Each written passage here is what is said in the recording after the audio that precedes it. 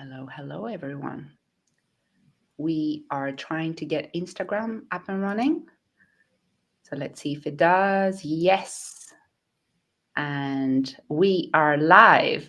I'd love to welcome Simon to Eudaimonia Live today. Thank you for being here with us. Pleasure. And it's incredible to be connecting with Simon because it's been a few years, definitely pre COVID, and in a massive conference when I met you first. And it's so nice to be able to finally actually have a more of an in depth discussion and, questions answered and back and forth, and our audience also joining to find out a bit more about negotiation and how to use it in our lives. So, while people will be still joining, I'll share a little bit about Eudaimonia. So I have founded Eudaimonia Coaching UK, and I am on a mission to democratize human flourishing. And I coach ambitious professionals and entrepreneurs to decode their purpose and find career alignment. I introduced Eudaimonia Success Model, which is a very simplistic model, but I was really interested about success. And I think there's a beautiful nuance to how the Eudemons and Eudaimonia understands success. And I introduced that globally in 2018 as a TEDx speaker. I am writing my book at the moment on how to access the eudaimonic state of mind, and there are seven levels and portals on how to do that. And I am the creatress of Eudaimonia Land, which is the Disneyland for the spirit. Eudaimonia, for those of you who do not know the concept and what it means, is an ancient Greek word and philosophical term, but also modern Greek, I believe, paradigm for well-being, now that we have words about what eudaimonia could fit into.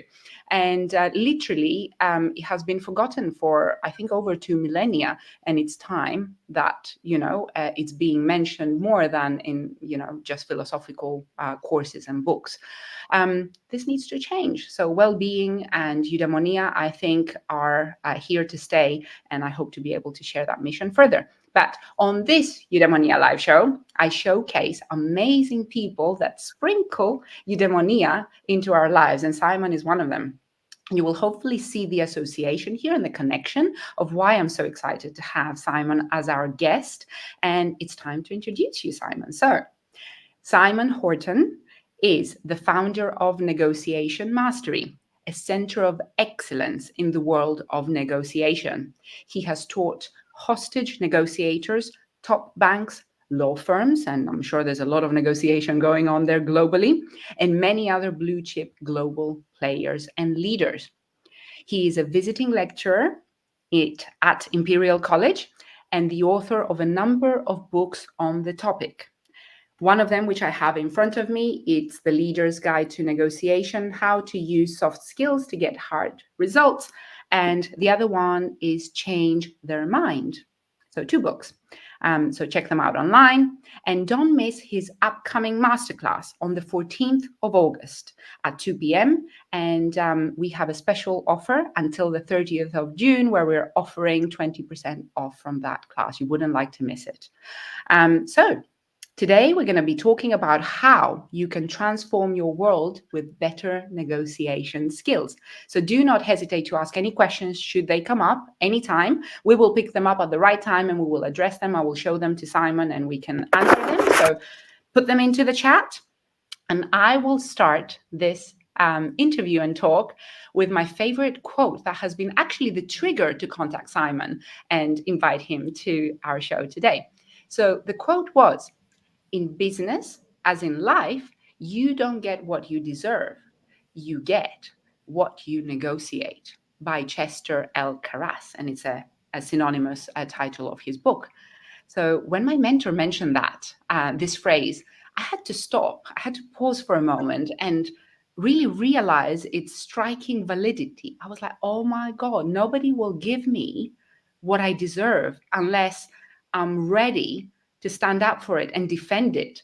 And of course, I was like, right, I need to call up an expert, that's Simon, to tell us a bit more about that because, hey, I suspect this is one of the reasons why you entered this field, right, Simon? You wanted to somehow, something really reminded you that, okay, I need to help people. I need to be a global expert now, you are, and a teacher of negotiation globally. What really sparked your journey into becoming a negotiation master, of course, and a Financial Times author, twice What's, author? Yeah. what sparked my journey into negotiation? Well, it's an interesting story. It's a personal story. Basically, it was so many years ago. I worked in the city, and I was successful at it and hated every moment of it, and kind of went from crisis to crisis. And one of those crises was a girlfriend leaving me, and as she left me, before she slammed the door on me, she Oops. turned around and pointed her finger at me and said, "You need to sort your head out, do some NLP," what she said. And I didn't know what NLP was, Neuro Linguistic Programming, exactly. Yeah. And so I did some NLP, and it did sort my head out. And I kind of describe myself as pre-NLP happy, post-NLP happy. And I enjoyed it so much and got so much benefit and just found it so interesting that I wanted to set up my career in it, build my business in it. But the business world doesn't really buy NLP skills so much, or psychology so much, but it does buy negotiation. Negotiation is all psychology. So that's what I decided to do. So basically niche into negotiation, bring that to the business world. And it is about helping people. It's very much about it. And that links into the eudaimonia thing, that you get your outcomes in this world as a result of what you negotiate. So your outcomes in terms of material outcomes, but also your emotional outcomes and everything are a function of what you negotiate very, very directly. And so this links into the title as well of this webinar, that given that we're negotiating everywhere, at work, outside of work, with our family, with our friends, everything, if we can negotiate better, get not at their expense, get win-win outcomes, get our outcomes, and help them get their outcome, and improve their at the same time. That in all our that's going to transform our world. And I remember when I wrote my first book, before it was published, I got a little bit nervous about it. What if it's a complete failure? And so a friend said, "Well, what is success for you? You know, you want the book to be successful. What does that mean?" And I said, "Well, if it helps people." And they said, "Great, okay. How many people does it need to help for it to be successful?" And I thought about it. I thought, well, one. If it helps one person, I'll be pleased. Now, fortunately, it's helped more than that, I think. But we do in this household, that's for sure. But okay, yeah. So that was the reason behind it all. Same idea as you. Eudaimonia, increase the well-being in the world, basically. Yeah. Thank you. Thank you so much for starting us. So, and I was laughing a bit too hard with your girlfriend slamming the door against you. I had to. I'm hoping you've done enough work to have overcome that now. So I didn't just open a trauma, just laughing out here. Well, I bumped into her a couple of years later at an NLP conference, and she said, "Oh, you're here. What are you doing here?" And I told her, and I thanked her. So, yeah. Brilliant. So, see, that's a completion of a loop right there Exactly. for us psychologists, stroke coaches over here. Dawn is mentioning that there is a little bit of interference and feedback on your microphone. I don't know if there's something that needs to move or something. If not, then I'm catching most of it, but I do feel there is a little bit of when you're moving, especially, a little bit of feedback. So thank you, Dawn, for letting us know. Let us know also if you're catching most of what Simon is sharing. I don't know where your microphone is. It might be on the laptop. Just make sure it's clear or there is no feedback on it. Thank you. So let's get started. We've got an amazing reason why Simon went into negotiation in the end, and how he really brought psychology and NLP into business. And I think that's a nice and sneaky way of getting into it and teaching people what's really important for them. And, prepared. I don't know if the business world was prepared to listen to NLP and psychology, but they were definitely prepared to listen to psychology, and you're doing your mission through that. So reading your book, and your book, the Financial Times publishing book, was about Leaders' Guide to Negotiation and how to use soft skills to get hard results. I love the title, and it really, I talk about leadership a lot as a coach, and I talk about, I help my clients negotiate their worth and their confidence. And recently I was just running a workshop on that. And I loved how you simplified the definitions of leadership and negotiation so simply in your book. I was like, voila, we can write an essay on these things, but actually you distilled it so beautifully. And I think that would be a right context to enter our conversation, because actually you help a lot of leaders that have to negotiate things that have not been created before. Perhaps people don't recognize their value, let alone people who have talent and do that through psychology. So tell us a little bit about that, just to set the scene, and then we'll go fully into what you teach people. Yeah. So my definition of leadership is very simple. It's having a vision and making that vision happen. And that's all it is. It's having the vision and making it happen. And having the vision without making it happen is dreaming. And making things happen without the vision, well, it's not thinking things through. It's probably a big mistake. So it's having the vision and making things happen. And that's very simple, but it entails a lot, because having the vision of how things can be different to how they are now, how they can be better than they are now. So how a process can be better than it is right now, how your team can be better than it is now, how the organization, your community, the world, how the world can be better than it is now. And then making that vision, bringing it about into reality. So typically, as leaders, we bring it to reality through other people, because that way we're leveraging ability. One person can only do one person's work. If we get other people involved, we can do a lot more. And we do that by communicating our vision, inspiring them with the vision, and through our example.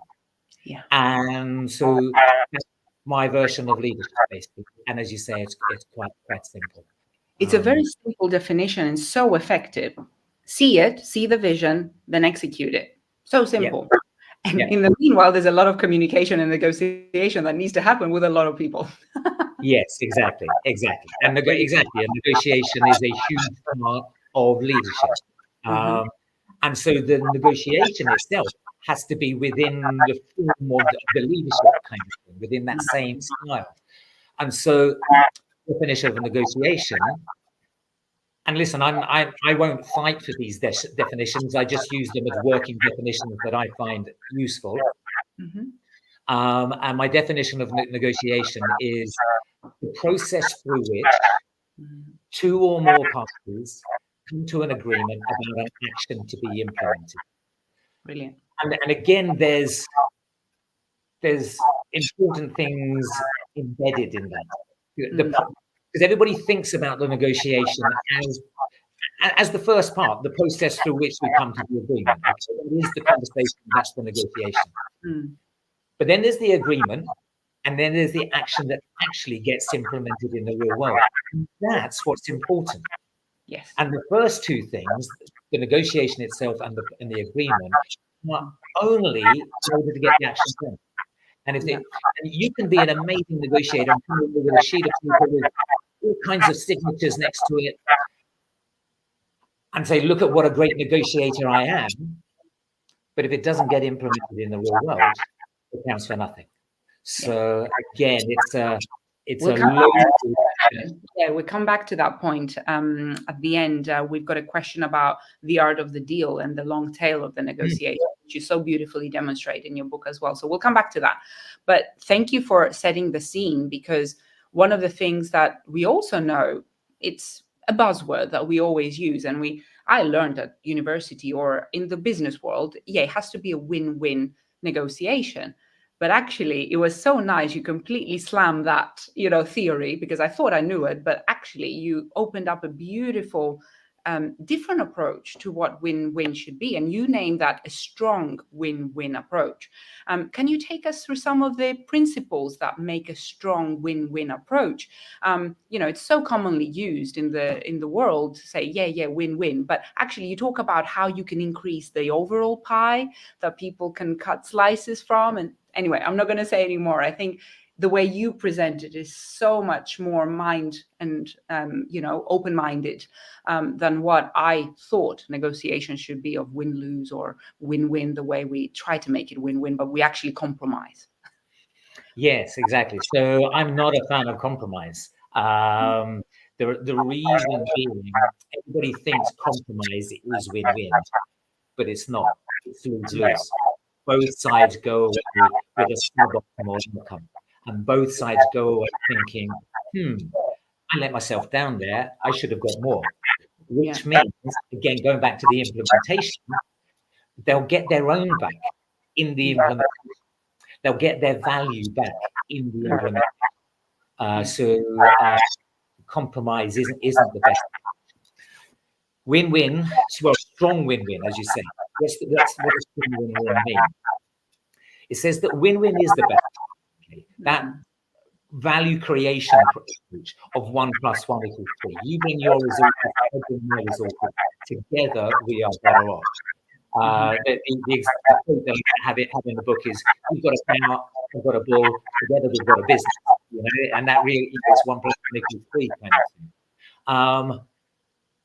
Even for selfish reasons, even if you're selfish psychopath in the world, you know you're not, but even if you were to be, your best approach would be to go for win-win. You will get better results by focusing on win-win. However, there is a very legitimate pushback on that, which is, yes, I'm a win-win person, but the other person isn't. And if I go as win-win, they'll take advantage of that, and I'll lose out. So this is kind of why I bring in the strong win-win idea. So to bear in mind that win-win does not mean lose-win. Win-win does not mean, oh, be really nice, give them everything that they're asking for at your expense. It does not mean that. It means be very robust on your outcome. It very strong on your outcome, but also try and achieve theirs. And so often, to simplify things, you can say that negotiators fit into two types of characters: the tough guys or the nice people. And what I kind of do is tell the nice people how to toughen up so that they don't get taken advantage of. And I tell the tough guys, actually, if they soften a little bit, they would get better. And I kind of tell them how to do that. But one of the important things of strong win-win is to protect strength. Because if the fear is the other person might take advantage of me if I'm too nice or whatever, I think that's true. That's true. So don't come across too nice. Not don't come across too nice. Don't come across too weak. Come across strong. And if I want to make that other person collaborative, I do. One of the ways to make them collaborative is to come across strong, so that they realize there's no point in trying anything on because it's not going to work. I often say it's amazing how collaborative the other person is if you've got a bigger arm. So they will if you've got a bigger arm. So in fact, you mentioned hostage negotiators. Hostage negotiators take a very soft approach. It's all about listening, it's all about building rapport, empathizing, all of this. But they are very robust.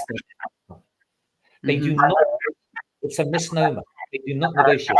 You can say, okay, you can kill hostages, but release the other. They don't do that. So They're exceedingly robust. Yeah. And part of their process is to have the SWAT team in place. You know, there is a SWAT team, and we can't ignore that. Yeah. And the SWAT team exists so you don't have to use the SWAT. Paradoxically. Yeah. Let's say we didn't have it. Then the hostage taker might well resort to violence because they know they can get away with it. The people with the gun know they can get away with it. And if they resort to violence, that would require a SWAT team to resolve the situation. If there's a SWAT team in place, the hostage taker is not going to resort to violence because they know it's only going to end one way and they're not going to like that. So the SWAT team in place makes the hostage taker much more collaborative. And therefore you don't need SWAT team, if that makes sense. So you have the SWAT team so that you don't have to use it. Yeah. It's what they say, I guess, in a I don't remember the exact phrase, but you need to have defense, you need to have army, you need to have weapons in order to be able to preserve peace. As absurd as it sounds, you almost need to do that. And I think you've already started covering off, another question that I had, or what happens when we are, we've all been bullied before, or we have been in a situation where we have witnessed bullying happen in front of us. And, not everybody plays fair. And you talked about that, exactly that we need to be able to demonstrate strength because not everyone is willing to play fair. And we need to have the SWAT team in place so that we don't have to use violence, or we don't have to, we can, keep in check. And I think, it's important, and especially at least from my clients, when we have to negotiate confidence, self-worth, boundaries that perhaps have been missed many, many times before in certain relationships and certain relationship dynamics, then it's much harder to take back, the distance we lost. A lot of that comes up. And I think, being okay to be on the strong side and play with those dark triadic, traits. I had a previous live show session that talked about the dark triad and the light triad. So I'm not going to go into that right now. It was so beautiful to read that in your book, especially that, you don't give them space to be able to, for a moment, think that they shouldn't collaborate in this negotiation. No, exactly. Yeah, and there's a really nice example of that in my last book, where I interviewed Lord David Owen. David Owen was the foreign minister for Britain in the 1970s, and throughout the 1970s, and I think a lot of the 1960s, Britain were negotiating with Argentina over the status of the Falkland Islands, or the Malvinas, depending on whatever you want to call them. And interestingly, the British government, throughout the whole time, actually wanted to get rid of the Falklands because it was costly to administer. It was 10,000 miles away. It was a bit of I can imagine, like cost-wise, it must have been too little to justify the cost. Exactly. And so they were actually trying to get rid of it. The problem was, politically, it was very difficult for them to do that. There'd been a referendum on the islands. 99% of the people voted to stay British. So then, anytime it looked as though we might concede it, all of the newspapers would be up in arms and, oh, we can't do this. The newspapers never help. No, exactly. Mass media never supports any of this, really. No. So the negotiations were between the two countries were largely about trying to find that politically okay way of handing over power. And then what happened, I'm talking about the dark triads and negotiating with the bullies. In Argentina, there was a military coup. I think it was 1976. And this military junta took power. And they were a very nasty bunch. They disappeared, in inverted commas, tens of thousands of their political opponents. They disappeared them over the Atlantic Ocean, kind of thing. And, lots of horrible things. And they basically said, not explicitly, but everybody in Argentina knew they were going to take the Falklands by force. They were going to invade, and they were going to take it by force. Kind of on the basis of, look, Britain wants to get rid of it. We can't find a political way of doing that. Let's take it, and then Britain won't be bothered to do anything about that. And so basically, apparently, it became public knowledge they were going to do that. They did invade. They put some soldiers on one of the very far outlying islands, kind of partly to just test the water kind of thing. Mm-hmm. Lord Owen, when he found this out, what he did is he very quietly sent a small flotilla, a small task force, basically a submarine, 2 frigates and 2 support vessels, just very quietly sent them over to the Falkland Islands and kind of just left them there over the horizon kind of thing, without saying anything, but knowing that the Argentinian government would see that. And the Argentinian government saw that, and they thought, oh, Britain will fight to protect, the island. And so they pulled the invasion off. And it was this show of strength from David Owen that prevented the war. Now, unfortunately, what would it have been? I think 4 or 5 years later, in 1982, 81, I can't remember, the same happened. Basically, that the Argentinian government became very obvious they were going to invade. The British ambassador to Argentina notified the British government. The Governor General of the Falkland Islands also notified the British government that it was in the press in Argentina they're going to invade. Had to follow through as well. But this time the British government ignored it. And so the Argentinians did invade, and then we had to have a war. Well, I don't say we had to have a war, but we did have a war. Yeah, reclaim them. Yeah. Yes. Wow, interesting how subtle some of the negotiation techniques have to be effective without necessarily. So thank you for sharing this very vivid example of diplomacy, and I'm sure you're very much interested in noticing those fine examples of strong win-win when willing parties are coming to the conversation. Sometimes they don't, but that really shows that, okay, well, can we see what we have at stake? And sometimes if it's reputation, then it's tougher. But it's important to consider those, and how can we create a bigger pie. Thank you for mentioning about how to display strength, about and not partners who don't play fair. Now let's go into what Charles has sent here as well. He found this very interesting. I've always used and advocated for soft skills, very often told our soft skills don't work, but actually you just did demonstrate exactly that obviously he says, I did not change for over 45 years of employment and I don't regret it. I actually teach it in my courses. So yes, I think soft skills can be a lifesaver when we have governmental and international budgets on war, and we definitely don't want that, especially after recent events in many different geographical areas close to us. So let's go into a little bit more of the geeky side of me. I'm very always interested in these things, but I was just reading your book to prepare, of course, for this interview, and then it was a client of mine who was negotiating a performance review and a raise and all of that. And I naturally started talking about the WIFM and, some of the buzzwords. And I think it would be useful for people who already don't know them or know them to, really kind of mention a little bit about how, when we go into a negotiation, it's not about win-lose, as we said. It's not about how can we make it win-win, but actually what are the little frameworks we can use to start thinking about, okay, what are my positions? And of course, while we're building the positions of the not opponent, but the negotiating other party, and how can we meet each other? Because actually, there may be win-win situations by doing that.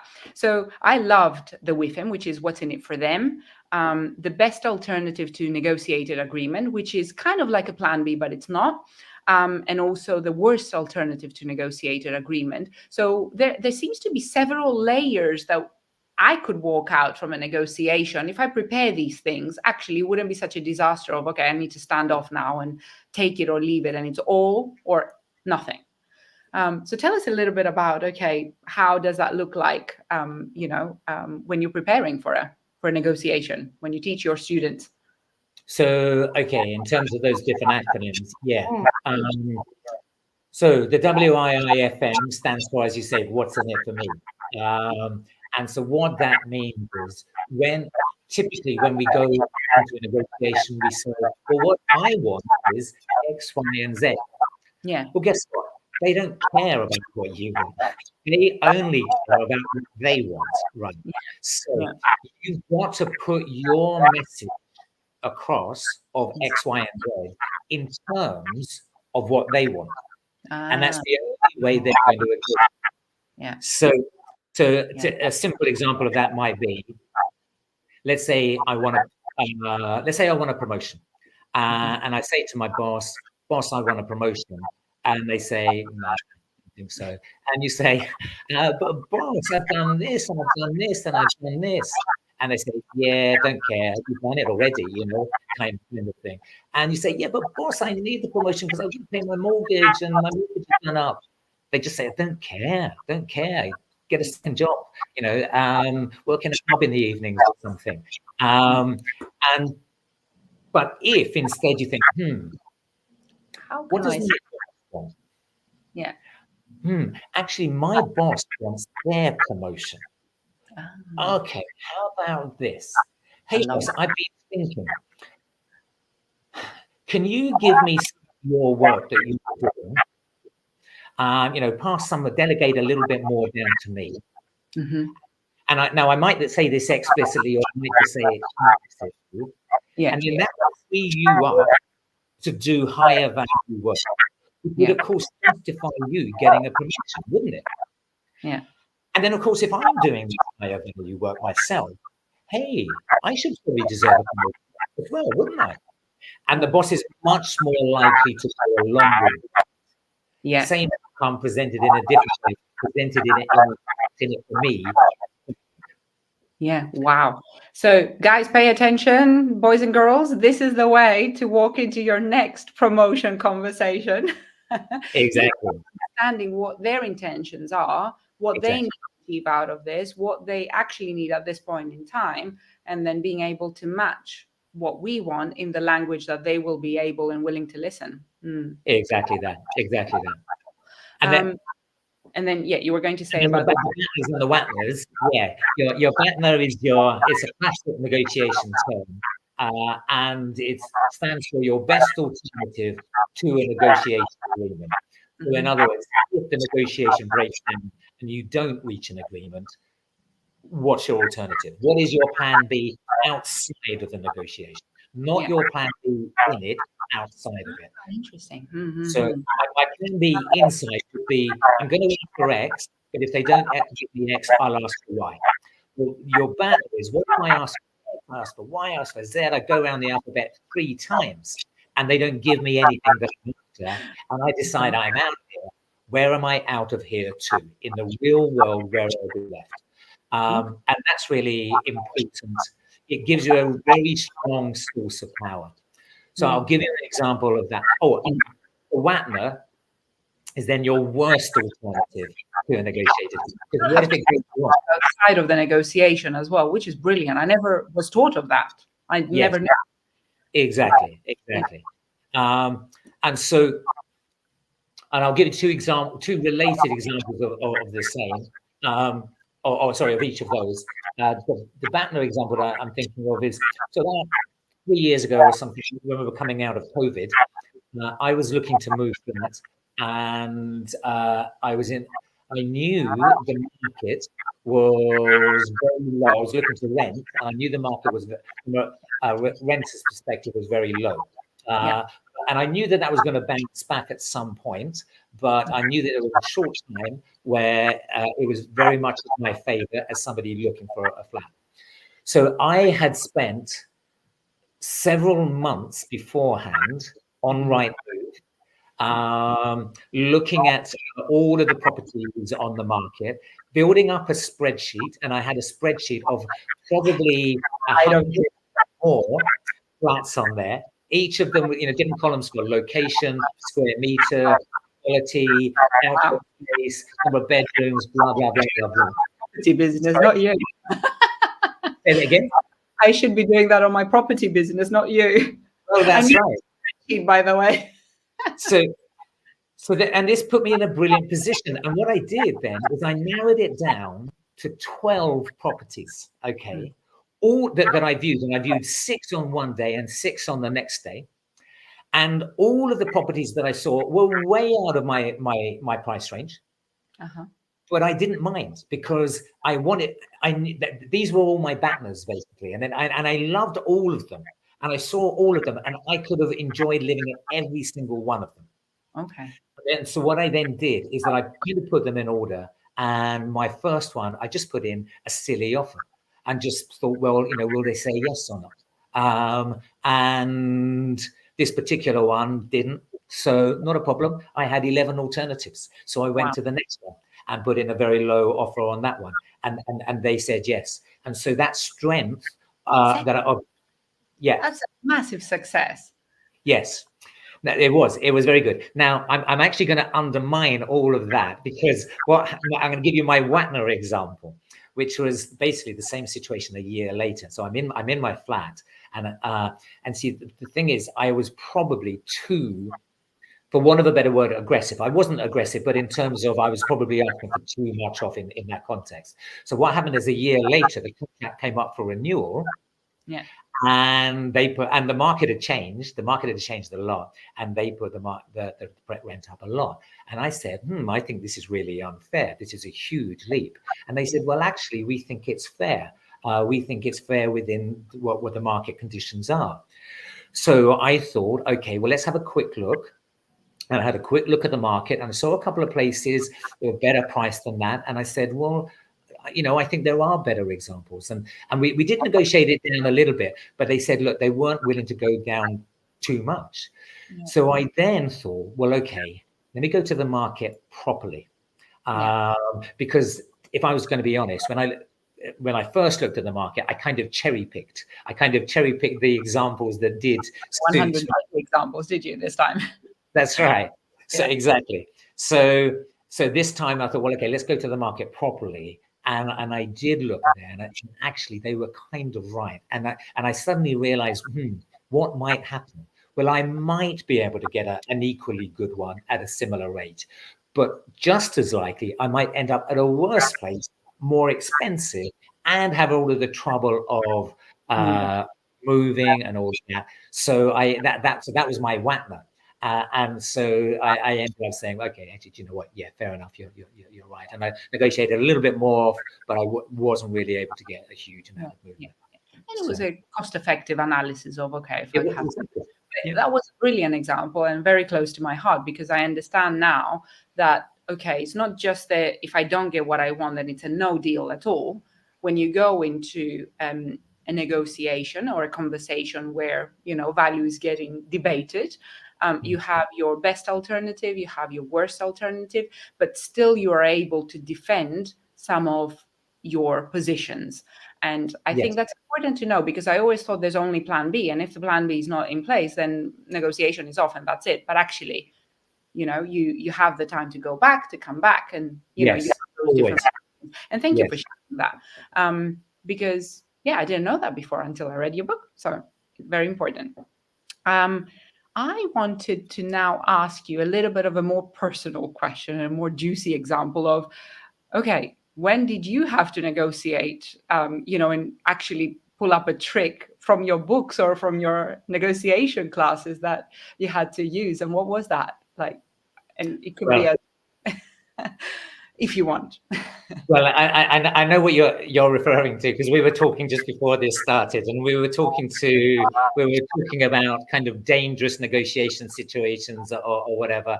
And I did say that I've had a gun at my head more than one time and managed would casually end up with a gun on their head. But yeah, I don't know where you're walking at night, but and the specific case we were talking about was a situation where I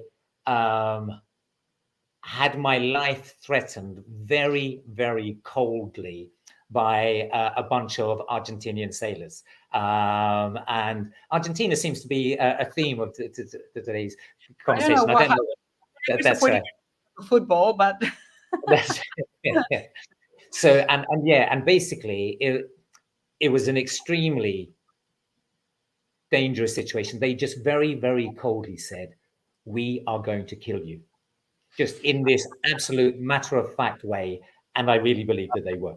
Well, I managed to move the conversation on to when I found out that they were Argentinian. I started talking about football, and I started talking about Maradona, and I talked about Maradona and Argentina versus England, the 2-1 game in 1986, and I joked and I pretended I was angry about the hand of God goal. But then I said, "Oh, but that second goal, what an amazing goal, best ever goal." And we became friends. So it's yeah. So that was your trick then. Out of literally, you wouldn't be here now. That's right. And interesting that they did they ever find out you are a master in negotiating? I don't think they ever did. I didn't tell them. No. Good. Yeah, so don't tell them that. Unless they're listening in now. So. So yeah, hopefully they cannot recognize you. You're undercover. But yeah, this shows to me a beautiful way of still trying, of course, your negotiation techniques, but actually what a beautiful way of building rapport and trust. And without that, there's nothing to negotiate. I mean, no matter how well the negotiation, how skilled somebody is, if they cannot establish that common ground, whether it's football or Maradona, and of course anything else that might be relevant, but you literally clinged on to the one thing which was a national darling, I'm sure, for Argentina, and you managed to turn your life's trajectory around. Wow, what a way of turning that around. And thank you for sharing that. And I think if anything, I can learn that the principles of building trust, it takes a little bit of time, but it takes also humor from what I see. And it takes a little bit of, literally starting to stroke their ego, but also what they love, and actually getting to know people to connect. And I think that's important. More technical now. It's all good and great when we have one against another. But when you have, and I know my friend, he's a global lawyer, and you get all sorts of situations with trying to negotiate borders, international borders, and when the ship went this way, that way, and it can get messy. Or longer negotiations, like, a friend was telling me about the Kosovo War in the past, and trying to negotiate as NATO, messy at the very best of days. And of course, you are teaching hostage negotiators and national negotiations, political, leaders as well. How do you coach or advise a chaotic terrain like this? Don't tell us the day to day, but, a little bit of the principles you would use to help somebody make sense of that situation, especially when the parameters are constantly changing from one day to another. I cannot presume Syria, negotiating with Syria at the time, was an easy thing to do when you have, politically, extreme parties in power. So what would you kind of say, out of curiosity for me, like what would you kind of be your advice to start thinking through negotiations like that? No, you're right. They can be tremendously complex. The example I always think of is Brexit. Brexit, just in Britain, well, you had the Conservative Party, you had the Labour Party, you had the Lib Dems, and several other parties. Pretty much within the Conservative Party, you had hard Brexiteers, you had soft Brexiteers, you had Remainers, and that was pretty much the same for all of the other parties. You had all of the regions. Each of the regions had their own desired agendas. Each of the industries had their agendas. And that's the complexity of just one country. Multiply that by 28 to take into account the whole of Europe. quite apart from North America having its input and Japan having its input and so on and so on. So tremendously complex. And to give you a kind of example of that, or a similar example to that, when Canada negotiated a trade agreement with Europe, it took 10 years to negotiate. It affected 500 million people, and it was blocked at the last moment by Wallonia. Wallonia. Two people live in Wallonia, you know? Where on earth is Wallonia? That shows my lack of geography. You're Scottish, you're right, yeah. So Wallonia is basically, it's a part of Belgium. And they were able to block it. They were able to say, no, we're not going to allow that. And that's the degree of granularity sometimes you have to go to make such complex situations and negotiations succeed. So how do you make sense of all of that? And as you say, if it's 10 years to negotiate, the world's going to change a lot in all of that time. The people you're negotiating with are going to change a lot in that. So, yeah. So my advice is to, basically what I do is I tell people to go visual, to map out all of the stakeholders. Now, obviously, if you're doing something huge like Brexit, then you're going to have to do this in a very kind of managed kind of way. But in a more normal kind of situation, then I get people to go visual and draw it out. I tell them to get a flip chart or a whiteboard or something like that, and draw out. And I draw stick people, and I go, right, okay, well, there's me, and there's my boss, and my boss's boss. Oh, and the CFO and the CEO. Oh, and on their side, there's them and their boss and their CFO and CEO. Oh, and the head of legal. Oh, and then there's the competitor. Oh, and there's the regulator. Oh, and there's these people and these people and the suppliers and just map that out as much as you can, and then start to kind of draw the line between the people. This person listens to this person. This other person over here is influenced by this person. Who's the key blocker? This person's the key blocker. Right, how do we get them on board? Or maybe there isn't a blocker, but maybe there's somebody who can bring everybody else with them. Maybe the chief exec. If we get the chief exec on board, they'll bring everybody else with them. Right, who's that person? How do we get them on board? And then and so go visual in that respect. Brilliant. It does change with time. So keep it as a living document. Keep revisiting. Yeah. Always stay focused on the prize. Don't be distracted by any thing or ego-based things or emotional things.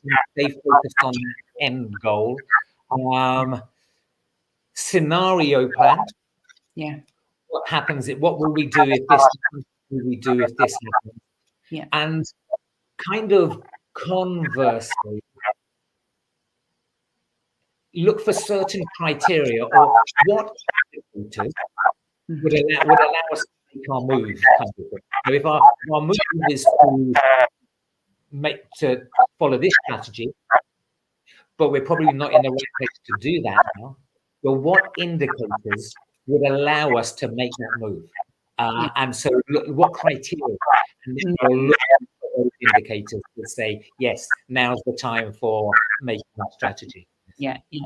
So it might be that there is a waiting strategy that we need to do until all the hens align, all the ducks align, able to do something. And when they do, we need to be able to say, right, we're aggressively going for that, and hopefully we get the result that we want.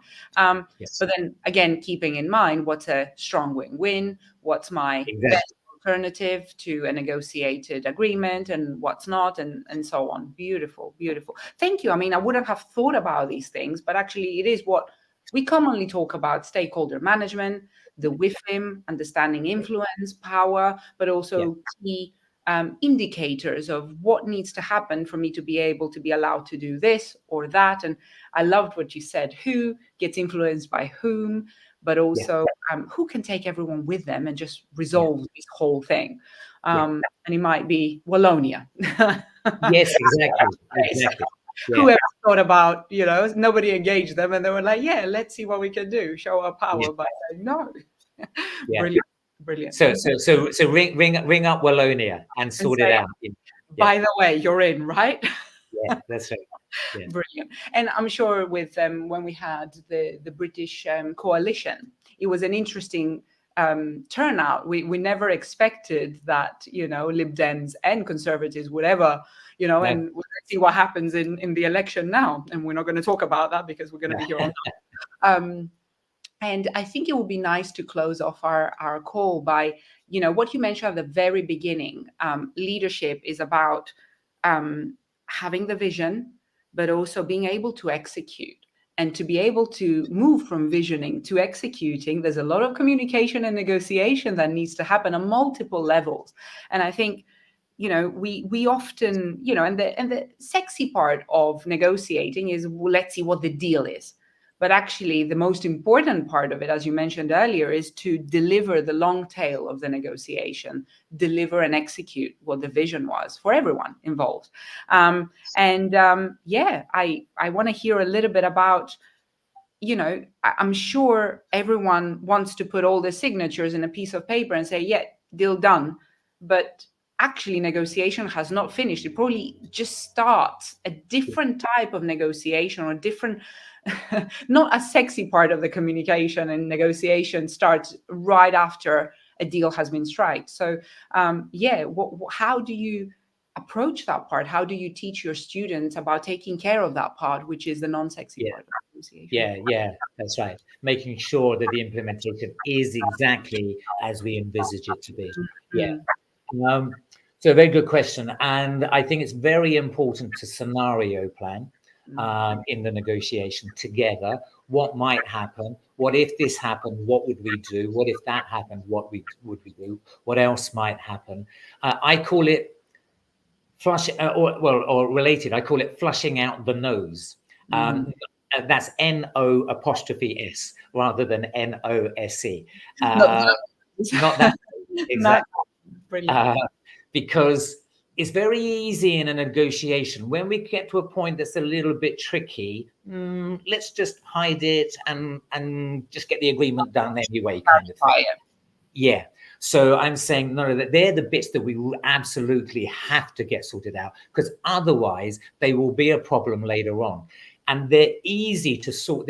Those problems are easier to sort out now before signature than they are afterwards when it arises. So do all of that scenario plan, flush out all of the difficult things, the potential conflict later on, and agree them now. Get it in writing, obviously. Go public with the deal. The more I'll get it in writing, and legal endorsement, obviously, as well. Go public. The more public you go, whether that's your local public or the broader public, the more likely people are going to stick to the agreement because of reputational effects and such like. And include post-agreement dispute resolution procedures. So agree, if a dispute does arise, how are we going to resolve this? People. Exactly. Discussed, what do we go back to?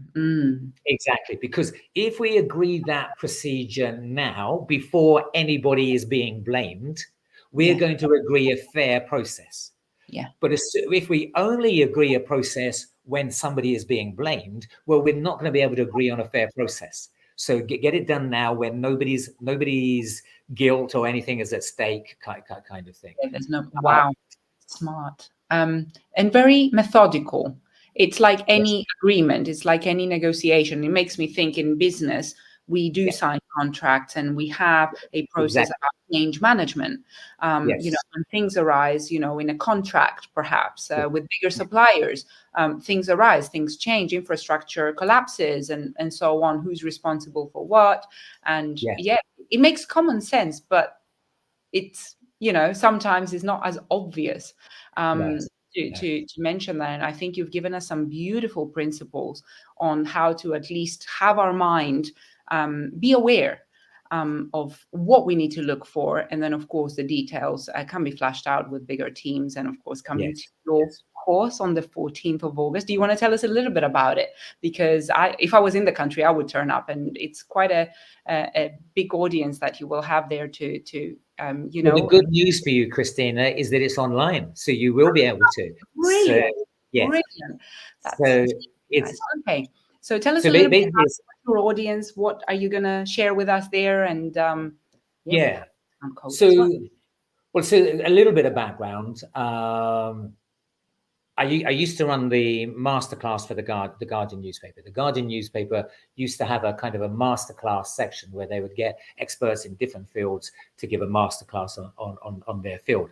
And I used to do the negotiation masterclass, and it was very successful for several years. But then the Guardian decided to close that part of their business down because it wasn't part of their core business. Yeah. It was profitable, and the rest of the Guardian isn't profitable. So I don't know why they did that, but there you go. Some decisions don't make sense, because they're asking for donations now every time. Well, exactly. So, but then what happened is that the team that ran it said, well, look, we've got something that's really good here. You know, it's very successful, always has good turnouts. People give it great feedback. Let's carry on doing it. And so now basically they've moved to the Evening Standard. So it's now the Evening Standard. Evening Standard, yeah. Yeah. But it's still the same thing. And basically it's 2.5 hours of giving kind of the core framework of reaching win-win, even if the other person isn't a win-win player, a core step-by-step process to reaching win-win. And it also talks about trust and how to build trust and how to make the other person more trustable in the negotiation, to make it more collaborative and such like. These are such important skills, and I'm going to put the link here so that you can all have it across all channels, and I'm going to re-add it in the next few days as well. But if you've got any questions, come to me and I will connect you with Simon. And I think some of the things we really just had an opportunity to scratch the surface today, Simon will be taking you through them step by step, and I'm sure with examples, with role plays and so on, and to be able to master them there and then. And I'll check what I'm doing on August 14th, and we might be able to create a little fun club for Simon. So thank you so much for sharing your funny personal stories as well, some scarier than others, some quite traumatizing, but also some beautiful historical examples of how negotiation really enters every aspect of our life, from Brexit to dictators to, defending the Falkland Islands, but also defending our own life. It's also an education. It's not a given, right? Beautiful, beautiful conversation with us, Simon. Thank you so much. If there are any questions, please don't hesitate to put them. Even if you're, watching this later on, I will always tag Simon. If it's a more technical, question, I will make sure he answers it rather than what I think I understood from reading the book and from talking with Simon today. And thank you again for making time on this sunny afternoon instead of walking outside. Finally, we'll have good weather in the UK. To be with us today. And well, my pleasure, Christina. Thank you very much for having me on here, and I just hope it's helped people in their negotiations. I am sure it would have, and I'm sure it will, and the masterclass will be an amazing asset for people to have in their toolbox to be able to build trust, but also negotiate more complex situations, but actually achieve win-win, so that we don't have to think negotiating is compromising. Actually, because that's what I've been taught to think win-win is, but it's not. So thank you. Have a good, beautiful evening, and talk to you soon. Yeah, take care. Thank you.